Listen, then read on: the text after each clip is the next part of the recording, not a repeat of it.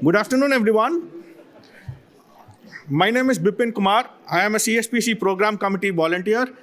Thank you all for coming on the last plenary session for the conference. We are about to start the panel titled Modernizing Federal Research Support System, organized by the Canada Research Coordinating Committee. This year, CSPC provides simultaneous translation and closed captions for all panels in both French and English. Scan the QR code on the banner to download the app and access subtitles in your preferred language. And please remember to tweet about your favorite events and panels at the conference using @SciencePolicy and hashtag CSPC 2024. And finally, don't forget to fill out the evaluation survey for each of the sessions today in the program app, or you can scan the QR code that will be displayed. And your feedback helps us improve the conference for next year. Thank you.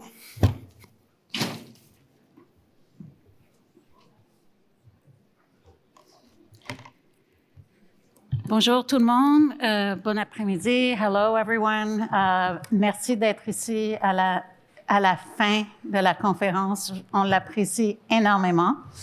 Je m'appelle Valérie Latraverse, je suis vice-présidente des affaires générales au Conseil de recherche des sciences humaines du Canada et c'est vraiment un plaisir pour moi de vous accueillir cet après-midi. Le panel aujourd'hui s'intitule « La modernisation du système fédéral de soutien à la recherche » et a été organisé par le Comité de coordination de recherche au Canada, CCRC, ou en anglais, CRCC.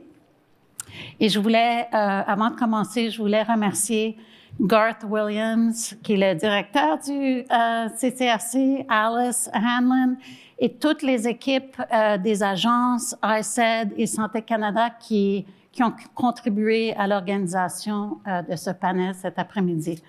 Nous apprécions votre soutien pour le comité depuis plus de 5 ans maintenant. This session, as you have guessed by now, will be conducted both in English and French. And as mentioned, please use the simultaneous translation app recommended by CSPC. Avant de commencer, j'aimerais prendre le temps de reconnaître que nous sommes sur le territoire traditionnel non cédé des peuples algonquins Anishinaabe. We recognize the ancestral and unceded territory of all First Nations, Inuit, and Métis peoples and their ancestral rights from coast to coast. Permettez-moi d'abord de vous présenter nos panélistes aujourd'hui, en commençant par Nipun Vats, Assistant Deputy Minister at Innovation, Science and Economic Development, Canada, Michel Boudreau, Associate Assistant Deputy Minister of Health Canada, Alejandro Adem, Chair of the Canada Research Coordinating Committee and President of the Natural Sciences and Engineering Research Council, or NSERC, Tammy Clifford, Vice Chair of the CRCC and Acting President, Canada Institutes of Health Research Council, CIHR, and finally, our new President of the Canada Foundation for Innovation, Sylvain Charbonneau. Bienvenue à l'équipe, Sylvain, qui s'est joint à nous tout récemment. Ted Hewitt, the President of the Social Sciences and Humanities Research Council, or SSHRC, where I work, is unable to join us today. We have just come from our council meeting. He sends his regrets, but I am, of course, happy to weigh in as needed in the course of our conversation today as it relates to social sciences and humanities and SSHRC. So this session represents a chance for all of us to continue a conversation that dates back to the Fundamental Science Review, or the Naylor Report, which led to the creation of the CRCC in 2017. If you recall, the conversation was much about coordination amongst the tri-councils, but also within the broader research ecosystem.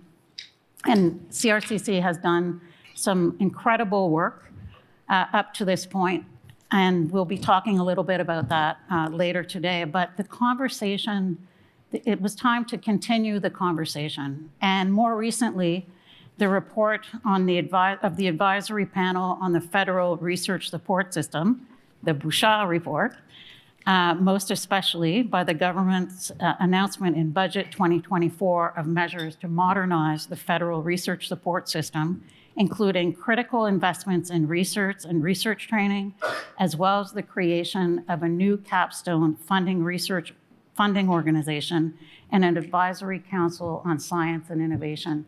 So the time is ripe to have a conversation about how we will be the efforts to modernize our system and move forward. Further to the budget announcements in the spring, the Ministers of Industry, of ISED, and of Health Canada asked the agencies to engage the three agencies in consultations on the capstone organization, which we did. The consultations were held this summer, as most of you may know, led by the CRCC. The minister released a What We Heard report, and I think today we'll be hearing a lot about some of the reflections from the research community with regards to the capstone. But we wanted to make sure that we were not just going to talk about capstone today, but we want to talk about the broader investments, the research training, and infrastructure funding that was also announced, and where we are headed. So first, from Nipun and Michelle, we'll hear about the government's vision and rationale for modernization, as well as the ways the advice from the research community has informed the government's approach to modernization.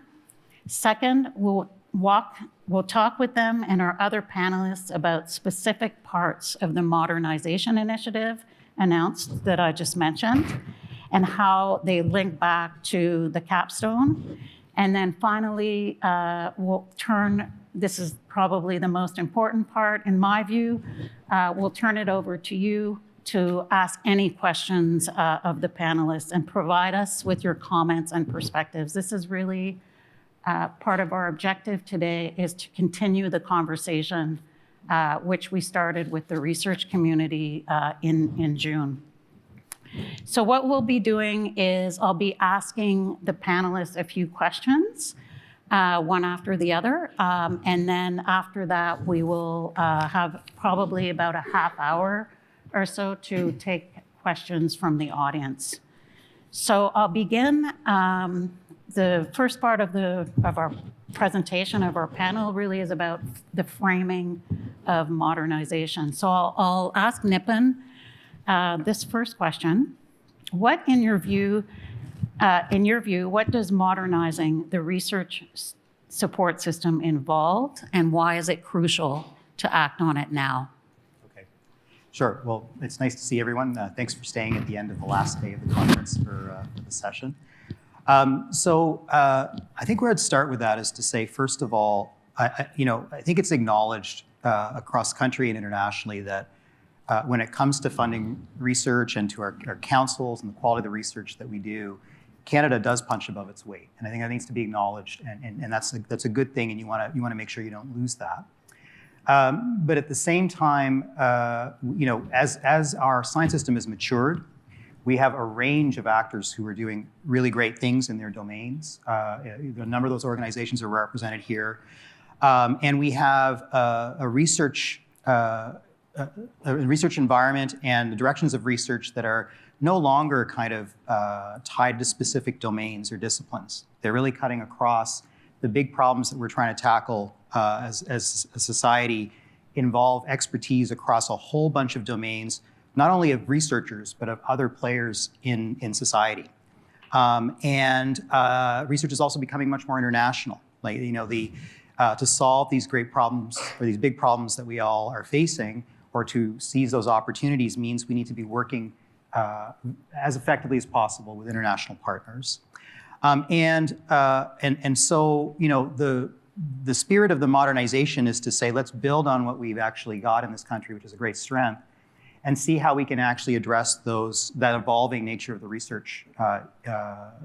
research opportunity for the country. So that involves a number of different strands, which I think we're going to get into in more detail. One of them is about the councils, and there was a lot of input from Frédéric Bouchard and the rest of the panelists, some of whom are here today, on how you can actually make that system respond to those kind of emerging and developing realities. And there, again, you don't want to throw out what's working well, but there are some additional kind of opportunities to build on that to make that system work more effectively. You also want to have the ability to sort of set a vision that not only relates to the councils, but helps to be a bit of a guidepost for that broader community that's out there that's doing great things. And Canada has not, in the last number of years, kind of had that kind of a strategy, that animating kind of frame that would sort of provide a bit of guidance to the various organizations and researchers on where some of the core opportunities are for the country, where we can all sort of row in the same direction. In addition to the importance of that inquiry-based discovery research that's out there. And so most of the strands, or all the strands of the modernization effort, are really about maximizing the strengths that we have in that research ecosystem and finding the instruments that we can use relating to governance or to coordination that we can actually enable us to kind of build an even stronger research community. Okay. Thank you. I'll move on to Michel Boudreau. Comment la communauté scientifique du Canada a-t-elle influencé ses efforts de modernisation? Thank you for the question. I'll start by saying I'm a little nervous because it's a little intimidating to be in a room with so many scientists. My first degree is in science, but it's a little wee science degree called a Bachelor of Science in Pharmacy, and it was a very long time ago, so I feel a bit out of my league. Please excuse me if I do refer to my notes a little bit. I'm usually the great ad-libber, but I just don't feel that comfortable in that today. And after all, it is Friday afternoon, so thank you for being here.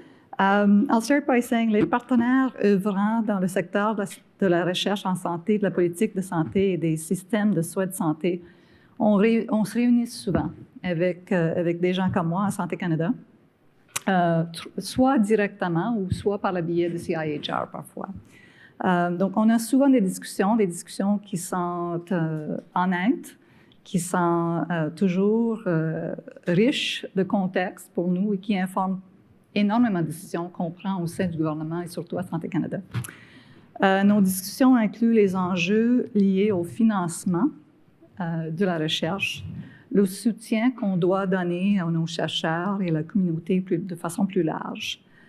These ongoing engagements allow us to stay updated on the needs of the community, and it's really important that we continue to have those discussions. I know I've met with some of you either maybe with the deputy minister or individually, and it's always a really interesting discussion. So those discussions were part of the engagement that took place and informed where we're headed. And of course, I think everyone knows that there was a long engagement. Well, I'll say long, but part of the criticism perhaps we acknowledge is it wasn't long enough, but there was the engagement over the summer. My other little joke is, the only thing that should ever happen in Canada in the summer is summer. However, we had that engagement over the summer, and it was really, nonetheless, even if it was compressed, very valuable to take us to the direction that we're going in. And just to highlight on numbers a little bit, on a reçu 118 soumissions par écrit, so 118 written submissions from a range of organizations and individuals. So again, it just shows the interest and the level of commitment from the scientific community. And as we move forward, I just want to reassure you that conversations are ongoing. La session qu'on a eue cet été, c'était vraiment seulement qu'un exemple. C'était une session, mais il va certainement en avoir plusieurs parce que le chemin est quand même assez long, malgré qu'on a fait un beau chemin ensemble. Thank you. So if I could just follow up on your last point in terms of, we've heard about obviously demonstrated by the number of submissions that we got from the research community, but and today's an example of an engagement, a further engagement, but can you share if there will be other opportunities for engagement as we learn more about the Capstone organization? For sure. I mean, I don't think I can say exactly when or the timing, but it will be, relatively soon, because as we start to think more around some of the questions around governance and some of the questions around, the pulling together as the various strands, as Nipun mentioned, just ensuring that some of the really huge successes that we've had continue. So there will be those ongoing opportunities. Some of them will be perhaps relatively informal. So there may not be a sweeping what we heard report again, but probably a lot more informal opportunity nonetheless. Could I add briefly? I think the way, sorry, is Mike? Maybe the way to think about that dialogue is like we're trying to build the scaffolding, right, to enable what we're trying to do collectively when it comes to that interdisciplinarity, when it comes to the ability to kind of support sort of mission-oriented research, have that stronger international engagement, better connect all of the actors in the research ecosystem together around some of the things that they could, where the sum is greater than, the whole is greater than the sum of its parts. But that dialogue will need to continue in terms of how you actually build the house. Like it's sort of, you can't actually get into like how will programming look and how can you most effectively engage the international community without actually reaching out frequently and regularly to the research community. And so that's an important part of that structure, is to make sure that there is that constant sort of flow of knowledge and information that's helping us to build within that scaffold. Yeah. Thank you. And you've spoken a little bit about this already, but it would be wonderful to hear from you sort of, and we've heard some of the elements again, but the overarching vision for the organization. And then maybe alongside of that, and again, you've spoken to this, but I think we can't get enough. What could this new structure be able to provide that the current structure does not? I think that's a question that a lot of So the structure, I mean, there was a discussion paper that was put out as the basis for the input over the summer that talked a lot about the structure, and it's a bit of an evolution of the recommendations that were in the Bouchal report, but it largely tries to address the same kind of issues or opportunities that were highlighted there around, as I was saying earlier, making sure that the research support system can actually support research that doesn't necessarily adhere to traditional boundaries of research domains, which is increasingly the way that world-leading research is done, right? And some of that effort is already happening through things like the CRCC and individual councils, but you can only take that to a certain point, given the way that the accountabilities are for the individual constituent parts of the councils, and so thinking of how you can actually do that in a more deliberate way with that greater flexibility is a big part of that.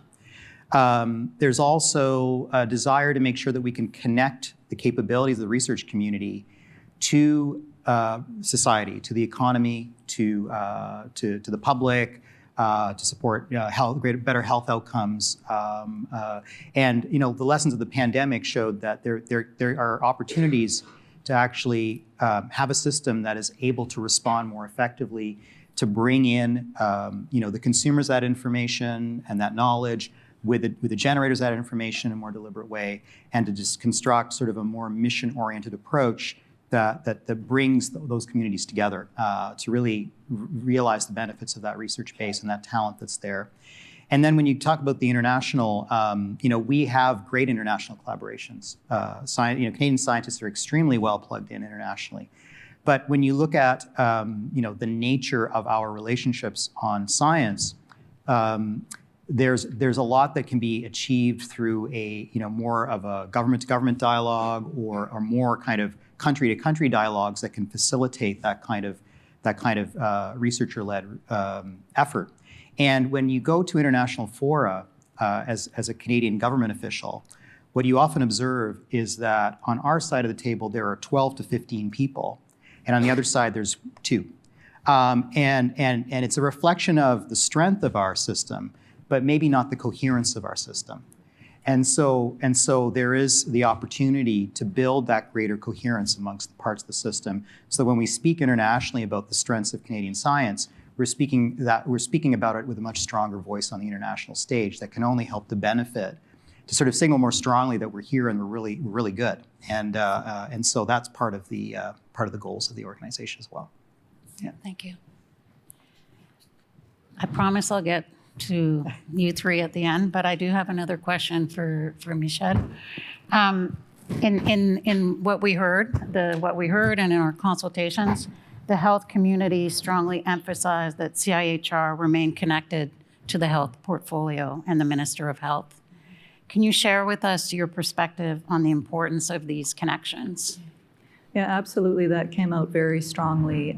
And, you know, it's going to sound odd to say that within Health Canada, we were also advocating for that, but that's kind of how things work inside government. You do have to also make your voice heard as things are developed and progress and go through the various steps and iterations and pieces of paper and paperwork, as I like to call it. So absolutely, it was a huge priority to ensure that CIHR continue with the successful model that it has, and that it continue to be very intimately connected to health, and that it continue to be able to have those priorities, those health priorities. So that was foundational, I think, from the very beginning. There were in the What We Heard report, there were 4 what I would call maybe top line points that came out that I'll maybe turn to. One was to maintain and build on the strong foundation of research excellence established by all of 3 of the granting agencies. The other was very much a clear commitment to academic freedom. So as we were discussing or reading and you know, we've had lots of discussions around this as well, to looking at the governance, the structure, making sure that that academic freedom is protected. That research funding decisions remain free from outside interference, and that they're based on peer and merit. So that came out quite strongly. And then finally, I'd say there was a lot of focus and effort on making sure that there's still a really good place, and I'll even call it a sacred place for just investigator-led research, that not be lost as well. So I think those were some of the top priorities. D'autres thèmes clés qui ont été abordés durant la discussion puis qui sont bien notés dans le rapport, l'accent mis sur le renforcement des initiatives inter-agences en matière d'équité, en matière de diversité et d'inclusion, et incluant les approches antiracistes et anti-validistes. Donc ça, c'était aussi des commentaires qui ont été faits durant la discussion. The community strongly affirmed that the capstone enhanced support for Indigenous research. In fact, if you look at the report, there's over a page and a half that's really focused on that. And it's not just the length of that, but looking at what's there, talking about the value of Indigenous research, the value of recognizing knowledge keepers, and just ensuring that again is maintained. Consideration be given to distinctions-based knowledge and research as well. So all of those points were made.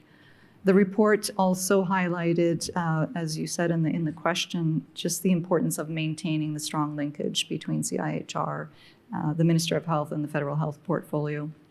And even looking at some of les dispositions spécifiques qui sont dans la législation pour CIHR, the enabling statute, that some of those provisions be maintained. Donc, même les pouvoirs, les dispositions qui sont énoncées dans la loi actuelle, ça demeure quand même quand il va y avoir une deuxième loi ou une deuxième structure juridique. So I think I could maybe stop there on that point. Merci. Je vais continuer avec vous. Juste plus précisément, par rapport au domaine de la santé, comment prévoyez-vous que l'organisation cadre va appuyer l'avancement des priorités stratégiques en matière de santé?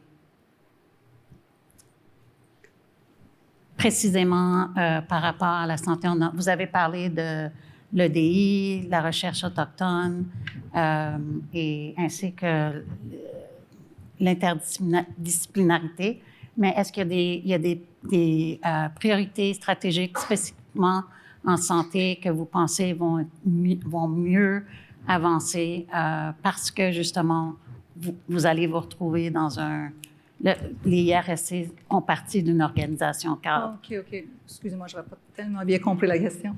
Je dirais que oui, c'est surtout comme, par exemple, les choses qui ont été mentionnées un petit peu comme par mon collègue Nipun tantôt, les priorités qui vont émerger, des choses qui vont être soudaines, des choses qui vont arriver tout à coup. On ne s'en attend pas, ce n'est pas nécessairement quelque chose qu'on prévoit. Les recherches ou les priorités qui vont certainement dépasser seulement qu'une discipline, un endroit où on va pouvoir travailler vraiment ensemble, faire une recherche qui touche pas seulement qu'une discipline ou un endroit en particulier, mais qui va certainement avoir une approche plus globale. Et même, je dirais, sur le plan international, il y a un avantage du fait que on va avoir la possibilité d'avoir une cohérence avec les 3 agences, finalement. Merci beaucoup. So I think we'll move on to specific components of the budget announcement, research and research training being very core to the budget 2024. Le budget prévoyait de nouveaux investissements dans la recherche et la formation en recherche qui contribueront à moderniser le système. Donc, Alejandro, on sait qu'il n'y avait pas d'annonce plus attendue que celle qu'on a eue dans le budget qu'on a eu, l'augmentation du soutien fédéral aux étudiants diplômés et aux boursiers postdoctoraux. Alors, comme vous savez, il y a eu une annonce de 825 millions over 5 years for our agencies to increase the value of our master's, doctoral, and postdoctoral scholarships.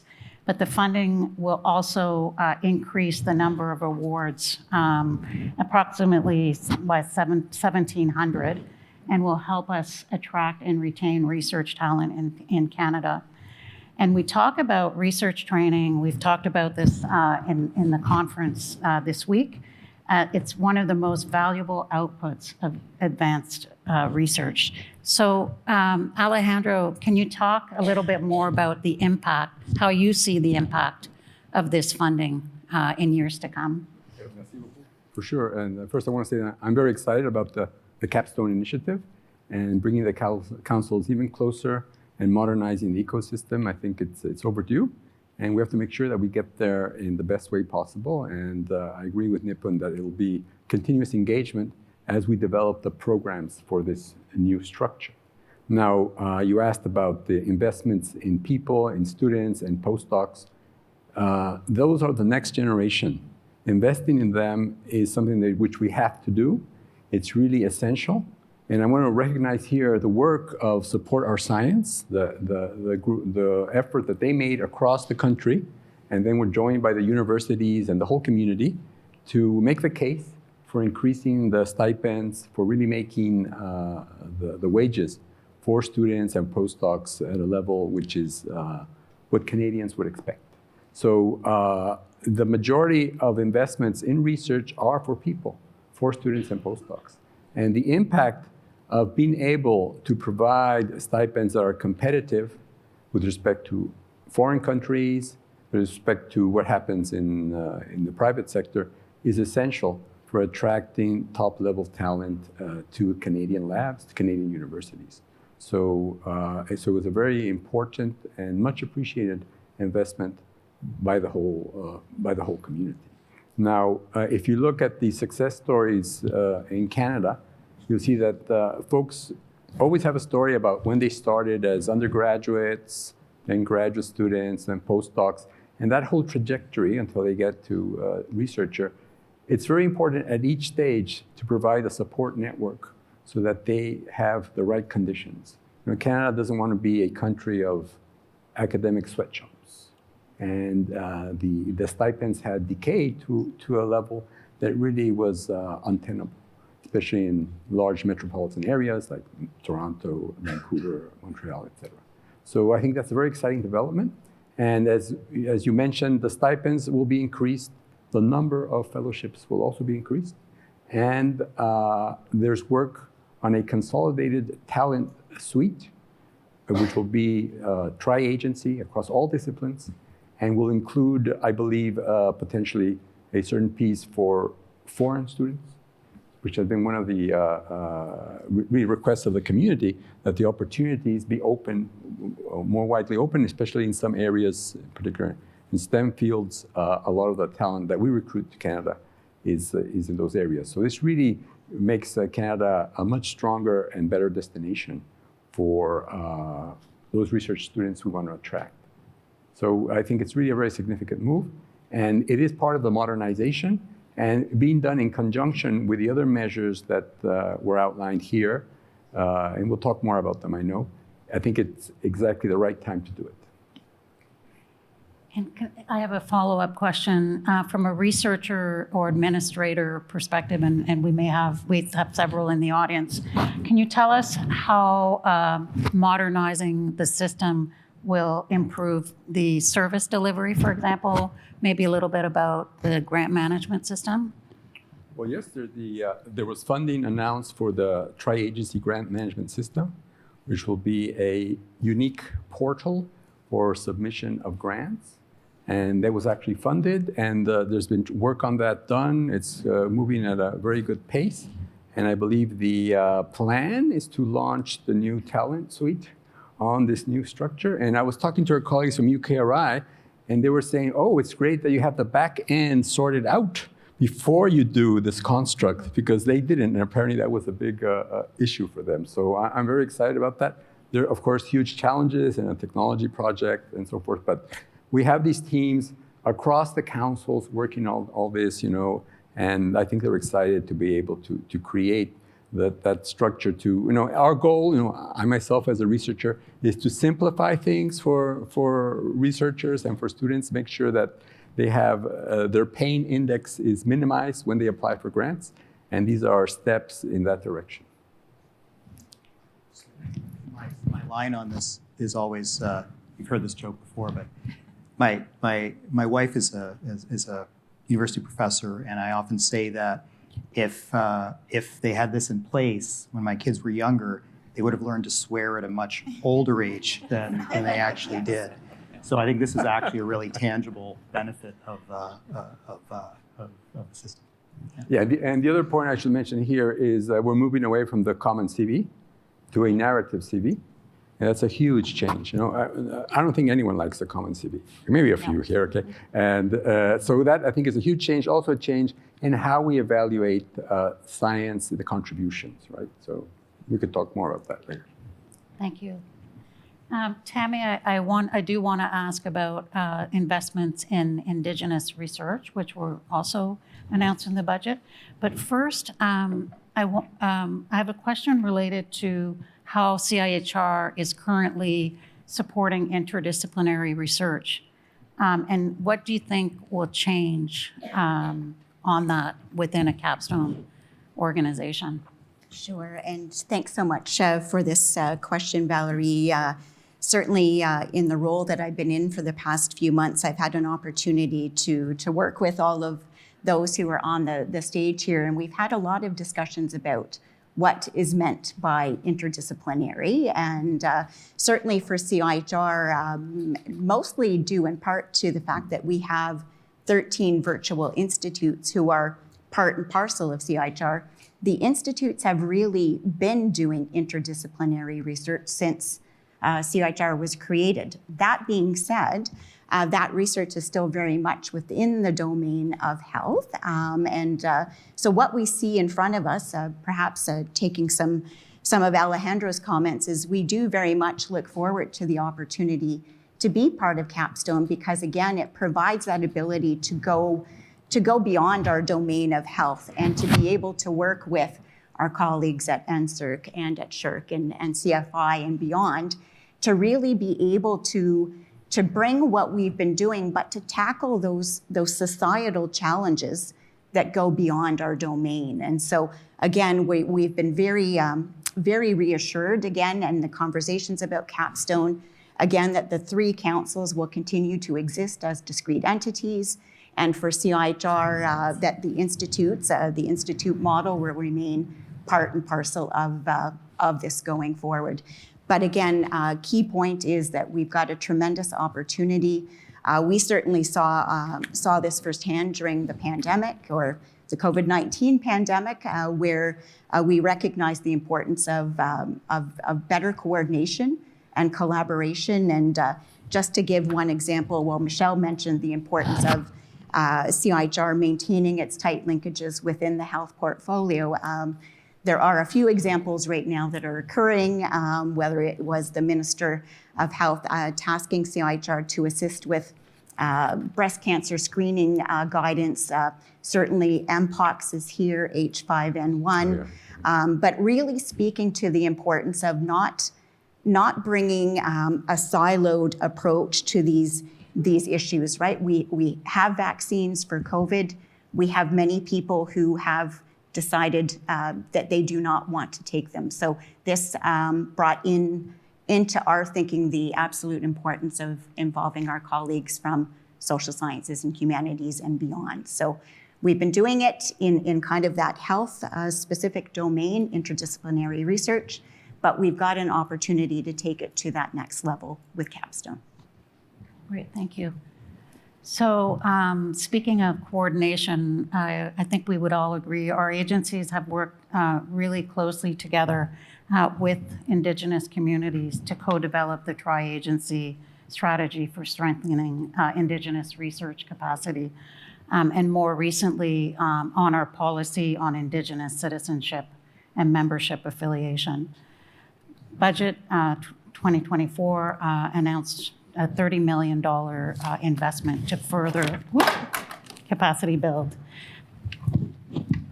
I'm wondering, Tammy, if you can tell us what's being done to engage Indigenous communities in implementing this new investment.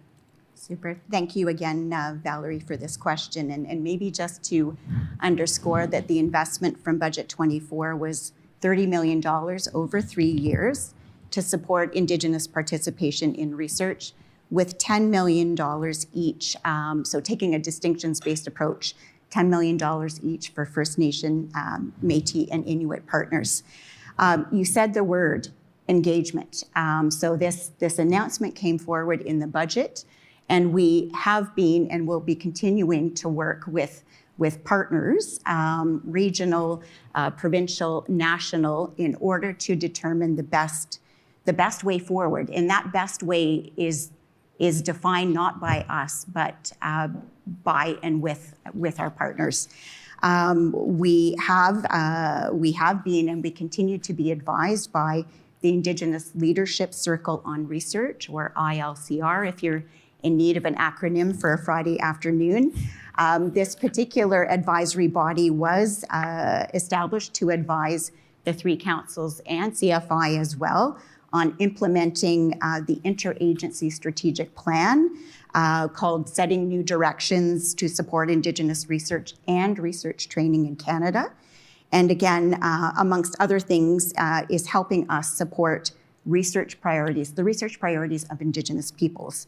So probably I could go on and on talking about the engagements that have happened and will continue to happen, but in support of maybe brevity, to say there is more to come on this, because we are still in the process of working with others to best determine how these significant investments will be invested.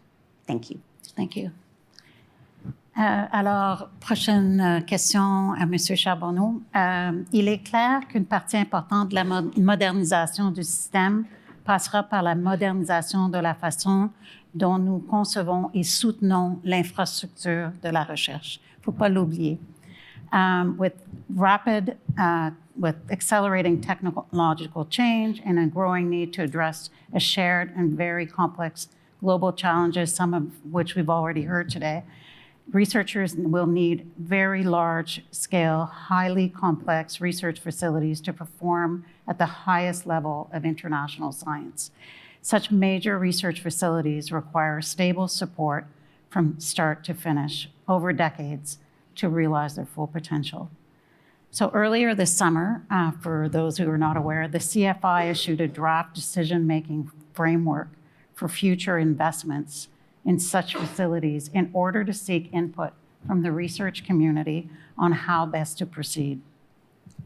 Can you, Sylvain, tell us a little bit more about the proposed transition from the current approach, supported by the Major Science Facilities Fund, to a new major research facilities framework? How might the CFI's major science initiatives receive funding in the future? Merci pour la question, Valérie. Bonjour à toutes et à tous. Plaisir d'être avec vous cet après-midi. Avant de passer à répondre à cette question, peut-être juste mentionner que l'infrastructure de la recherche a quand même été bien appréciée lors du budget de 2024. Vous le savez, plus de 83 millions de dollars ont été mis de l'avant pour en appui au Canadian Light Source. On a mis 30 millions de dollars au gouvernement fédéral pour supporter l'Université Saskatchewan et Vido, ainsi que près de 400 millions de dollars pour Triumph.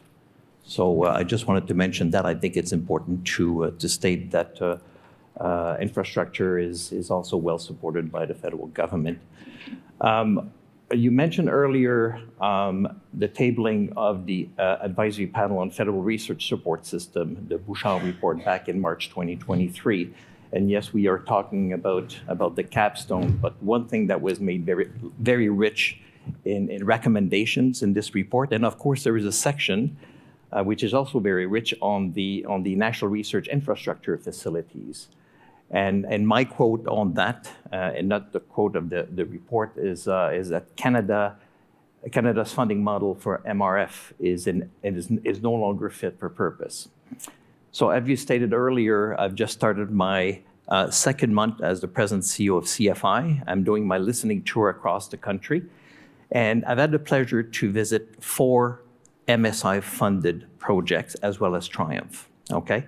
I think you might know what they are from the social media, but they all share something in common, and I wanted to share that with you as a background, as setting up the stage as to why this framework is important. And they will tell you that we have a very fragmented funding support system for the MRF.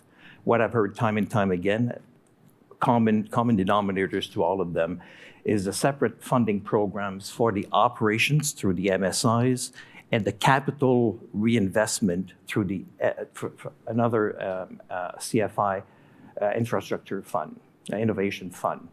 And there is miscoordination between the operations and the capital expenditures that needs to look at the long-term life cycles of these things. As you know, the program that we are managing at the CFI requires some sort of matching. We don't provide 100% of funding, and of course, the majority of these matching funds come from the province. So in my listening tour of Canada, I also stop and meet with the provincial governments. And I'll tell you that there is a certain resistance, if you wish, for some provinces to come and say, we are willing to go and start investing in a big way. Of course, the dialogue will be pursuing over the course of the next years. But that's something that I have heard, not only myself, but also the MSIs which are funded. One of the main challenges, of course, is the unpredictable federal contributions. Yes, we talk about what I've just mentioned about the investment that was made in the federal budget of 2024, but other federal departments' fundings, like it might be Ag Canada, Ocean Fisheries Canada, or Prairie Cans, investing in order to complement or support the activities of the facilities. And when you talk to the governance of these MSIs, one thing that comes time and time again, of course, is the global competitiveness in the field, right? So there was a number of sessions in the last 3 days to talk about the importance of these MSIs and MRFs, not only in the training, but also the recruitment and the retention of scientific talent in this very competitive field. So that is very important. So as you mentioned, earlier this year, the CFI received the mandate letter from the ministry to start looking at a implementation plan that is due in the spring of 2025. Consultation has been made in that regards. Consultation that is being pursued this week, and we'll continue to move on. In February, there will be a fairly significant workshop that will be put in place. I know there are some white papers being drafted as we speak by the CCA. Looking forward to seeing some of the recommendations being put forward. But all this to say that the timing and the approach is certainly well underway. I will say that, and I think we all know what the phase one of these MRFs are. Maybe just to mention them very quickly, SNOLAB is one, VITO is second, CLS, Amundsen Icebreaker, Ocean Tracking Network, and the CLS. So those are the 6 in the first phase, and then there will be possibilities of a second phase in a longer time frame, of course. And the new framework introduces 2 new key approaches for these investment decisions. One is the life cycle approach, okay?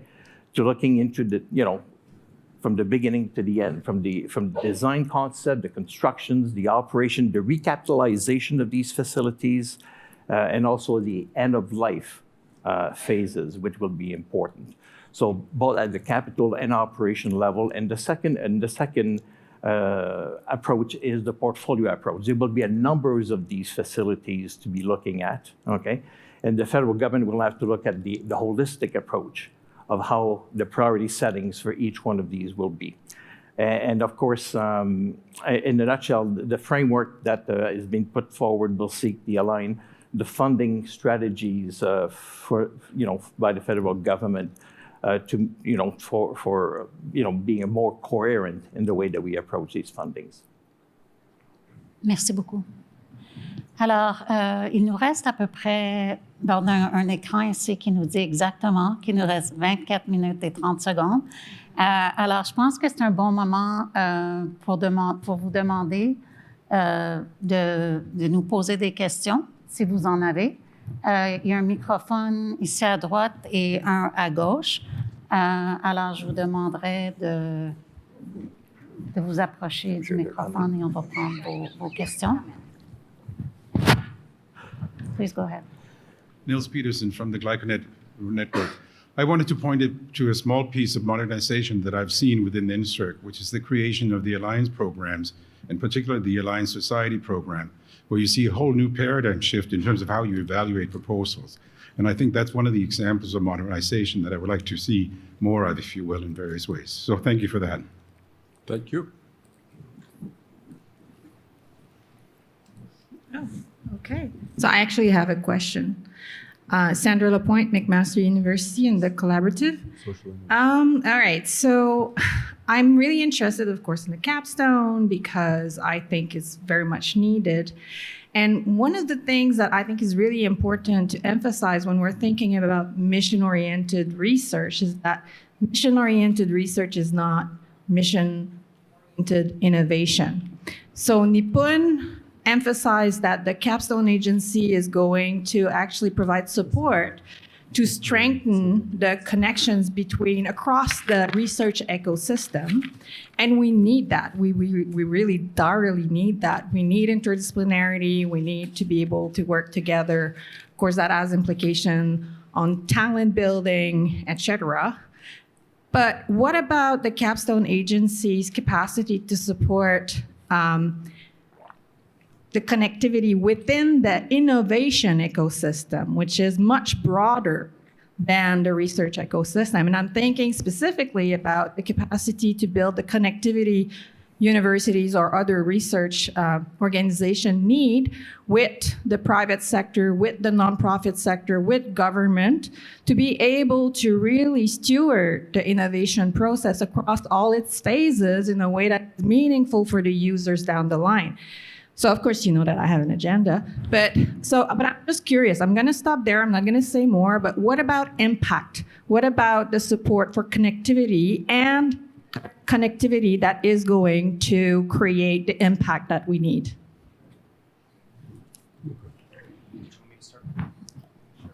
Sure. Why don't you start? And then we'll see who else puts up their hand. Yeah, sure. Yeah. I mean, you're right. And this was the subject of a panel that you were moderating. I think it was yesterday. I can't remember when. But I think that again, I said we're at the stage of scaffolding, but if you think ahead to the intent of how you would do sort of mission-oriented research, it would not be done in a vacuum. It would be done, where missions are defined with the receptors of of the research that's being generated. And if it's industry, you would expect that industry would be there at the front end. If it's communities and communities or the society, let's put it more broadly, they would be part of that shaping and a part of sort of assessing the success of a mission-oriented initiative that may be very complex. Like it's not as we were talking about it yesterday. It's not necessarily like a simple linear kind of process. So we'll have to be kind of mindful of that. One of the things that I observe is that the way that we support research right now is a bit constraining in terms of actually being able to kind of support that continuum. And so you could see potentially, and this is for discussion, you could see more flexibility in who the recipients of funding could be to be able to participate in that and to be incentivized to be part of that. The other players I would speak to are government departments, where there are a number of government departments that have important policy mandates that don't necessarily connect as well to the academic research community as they could. And so, in principle, the capstone would be like a central point for that engagement that would enable that kind of support for policy or to address the kinds of objectives that governments are trying to achieve in stronger collaboration with the academic community. So here is one of the things that I was thinking about, and I think it's very much along the lines of what you're saying. But my concern is that in order to create the kind of connectivity that's going to drive research-powered innovation, we need to create incentives for academic institutions to change the way in which they reward current research practices.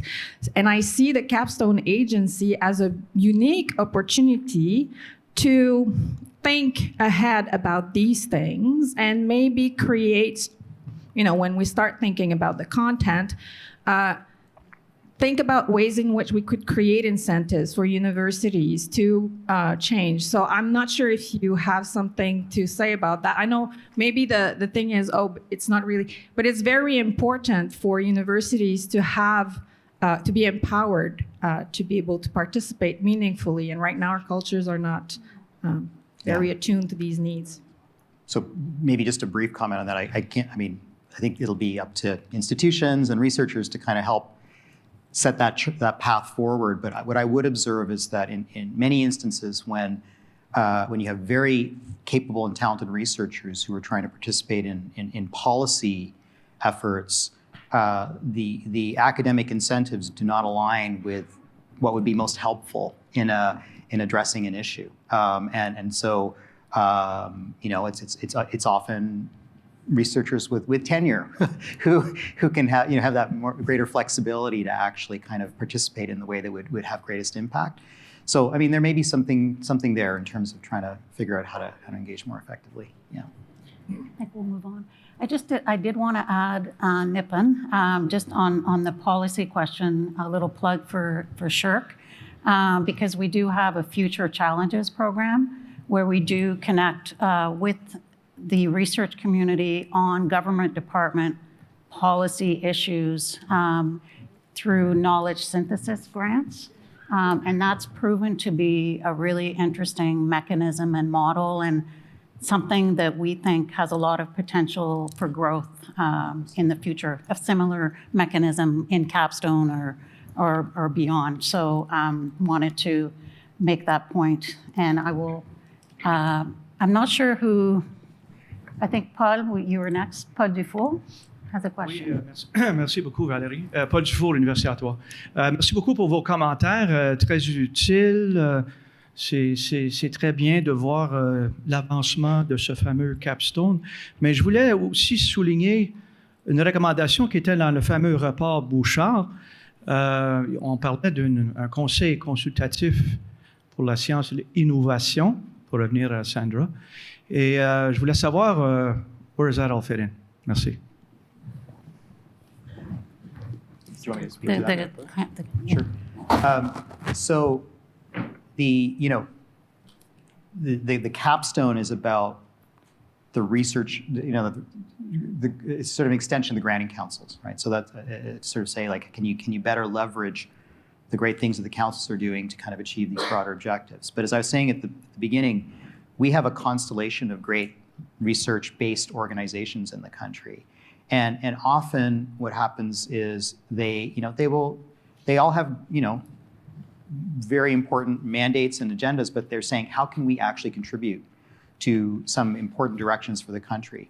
And we actually don't have that kind of an animating kind of structure or vision as a country to be able to say, well, this is kind of directionally where we aspire to be, and how can you help on that journey?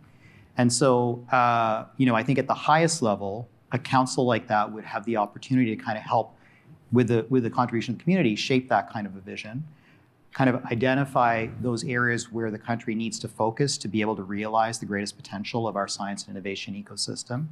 And then maybe over time, kind of look at, in more depth, some of those specific areas, whether they're about how we foster the best talent, whether, how we best engage internationally, or, things like that. So I think, it's an important part that sort of, if you think about, the councils or the extension of the councils, that's capstone, there's a kind of an overarching piece that's more about like, what's the strategic vision that helps to define where Canada wants to go, and that's kind of the purpose of that council. So I think that is another piece of the puzzle that's quite important as part of this whole exercise. Maybe I would like to just compliment on Nipin's point, and also the innovation question that came in from McMaster earlier, right? We're often referred as the plus in the TC3 plus, okay? The Canada Foundation for Innovation. Let's make sure that we, infrastructure underpins much of the research and innovation that goes on in our research universities, hospitals, and colleges. So let's remember that. And how we're going to be, we might not be part of the inner circle of the Tri-Council, but let's make sure that we are coordinating well with the Tri-Council and Capstone. Coordination and complementarity is very important, and that came up loud and clear in the 118 submission that was sent to the TC3, sorry. We happen to be reading them as well. So I just wanted to state that. I think it's an important point. And that was in our letter at CFI when we submitted our brief to the Tri-Council as well. The importance to making sure that in this capstone governance, there is a lens as to the importance of infrastructure in the way that we assess things. We can refer to CBRF BRIF as an example. We will learn from this experience. And I don't want to say mission-driven, but those are the kind of things that we'll probably be discussing.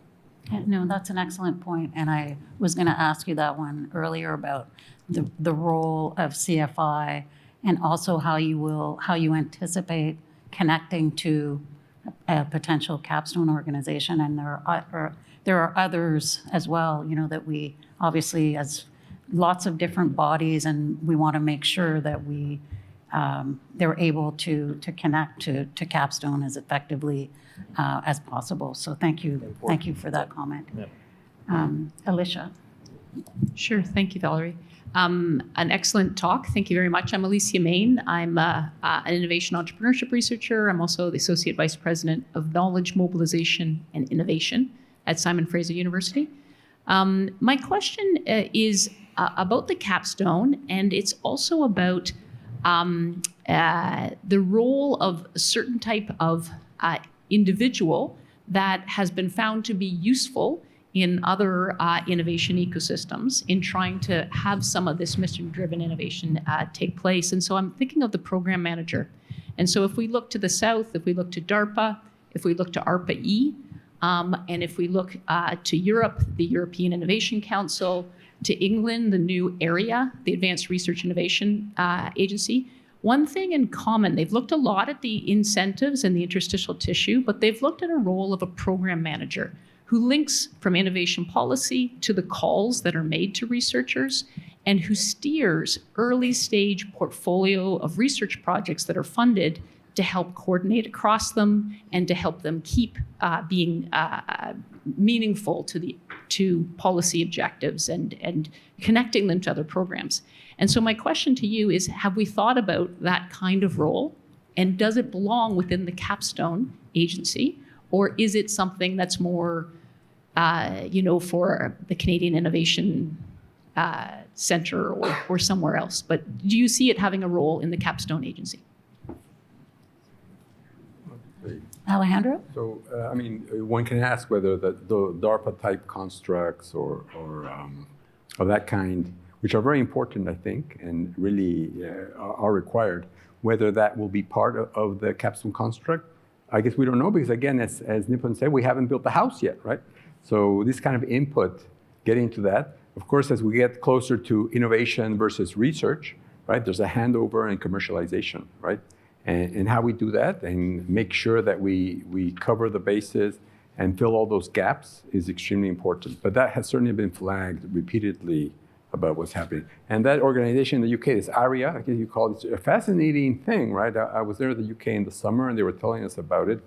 I wait to see what comes out of that investment. It could be really a game changer. Absolutely. So the person steering that, Elon Gur, is also the person who was in at ARPA-E and started Cyclotron Road and other pieces. And the piece that I meant was not whether the capstone could be take on that whole function, but whether there could be a certain type of role purposely crafted in, and the program manager is that role that are very, both what they've been asked to do, the type of capabilities they come in with, and also the fact that they only have a 4-year tenure and they move on. So it is a role that I think may have a place within the capstone, and so just wanted to bring that to the conversation. Yeah, I can maybe just add on that to say that I think it's certainly something worth considering. I think Alejandro and I have talked about the fact that in other countries there's more of a role for the practitioner to be part of the process. Yes.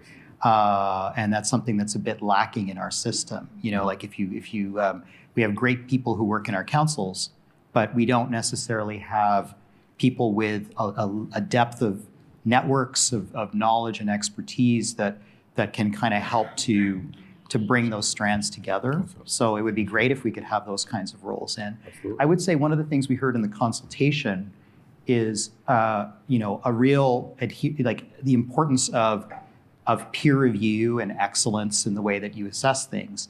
And one of the things we'll have to kind of work our way through is the different mindset of that kind of program manager approach to managing research portfolio. Because in the example of a DARPA program manager can overnight say, that's not working, I'm going to put my money over here.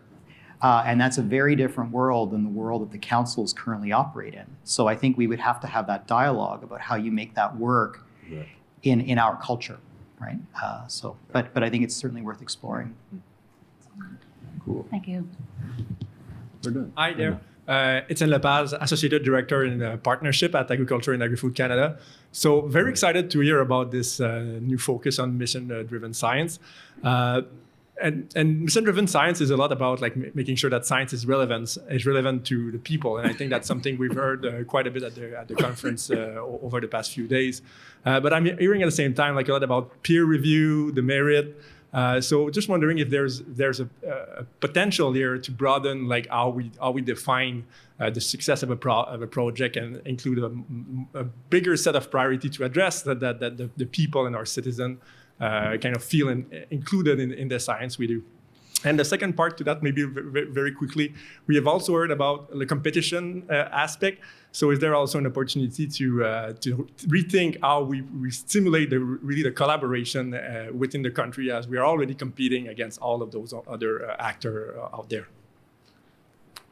So about the impact, the evaluation of impact for research, it's a very important topic, right? And there's been a reformulation of the appropriate way of doing research assessment. There's the DORA initiative where people, the research projects should be judged not just on the usual bibliometrics, but also applications to policy, industrial, etc. So that is something which is top of mind in all funding agencies around the world. And of course, if you have something mission-driven, you'd have milestones and particular input. But peer review and ideas and making sure that they're rigorously formulated, that will always be important and at the core of how new science is created. But when it's mobilized, then you have a variety of mechanisms to do that. And we talked about the DARPA model, and we talk about other methodologies. So it's absolutely hugely important, yes. If I had one wish when we are defining those mission-driven programs, right, is that we look at it in a holistic fashion, right? We do great things in universities, hospital, colleges. The federal government departments do great things. Ag Canada, NRC, and others, right? Let's make sure that we do look at it holistically and how we can complement and work together. I think that would be my wish. Tammy, you had something to add? Yeah, sure. Well, and maybe my example goes back a few years to the biomanufacturing and life sciences strategy that involved many of us in this room and beyond. And the process that was used for some of the investments, I can speak to the Clinical Trials Fund because that came through CIHR.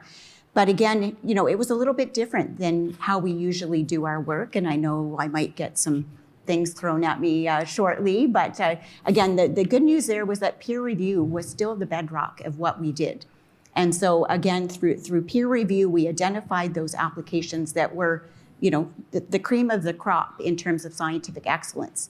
But that didn't necessarily guarantee that you would be funded. It went to another committee that then said, is this really answering the question that we had posed at the beginning? Oh, actually, we now have 3 applications that are looking at the same thing. Should we be funding 3 of those, or do we fund 1? And I think that gets at your second question around how do we do that. So I think there's opportunity for us to think about the tools in our toolbox. Right now, I've got in my toolbox a grant, and a grant is a grant is a grant. But maybe we could think about things like, you know, contribution agreements and other things for particular investments, right? As we're looking at this portfolio to include all other things. So I welcome the question and do hope that we will see this coming forward. Thank you. Thanks. Hi, my name is Caleb Snyder. I represent MDPI. We are an international open access publisher, and I can't help but hear the word peer review and come up and ask, is the capstone, or is there any intention with the capstone project to put in place any kind of policy for earmarking funds for open access publishing, especially for younger up-and-coming scholars? Because we're seeing this transformation from the traditional publishing model over into the open access publishing model, but we consistently hear that scholars are having a hard time coming up with the funds to cover open access publishing and the gold model, for example. So I'm wondering if there's been any discussion or any plan moving forward along these lines. Well, pre-capstone, I can tell you. So there's been an extensive consultation that the tri-councils have done about open access with the community, and there's, I think, what we heard report about that. And we've committed to open access, immediate open access, to be figured out by the end of 2025.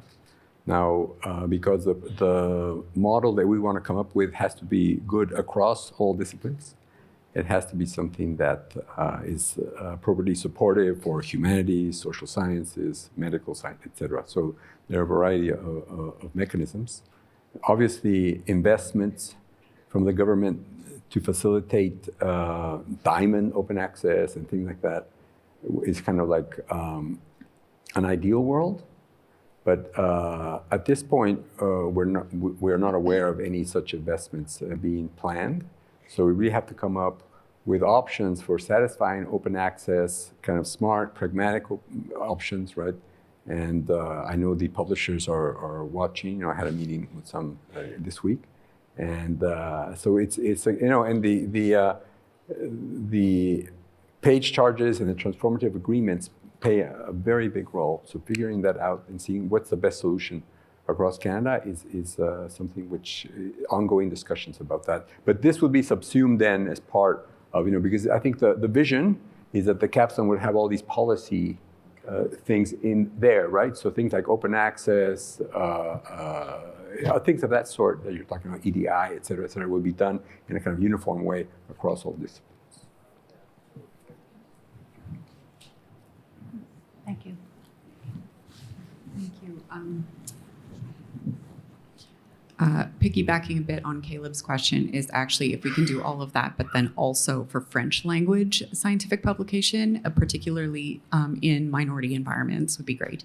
That's opportunistic piggybacking though. My original question pertained to the funding of Indigenous related and led research, noting, and I love the comment, a grant is a grant is a grant, because when it comes to reconciliation, that is distinctly not the case. And yet the system for grant applications, management reporting is a grant, is a grant, is a grant. And as we've discovered around reconciliation-based efforts in particular, that just can't apply. That continues to be inherently colonial.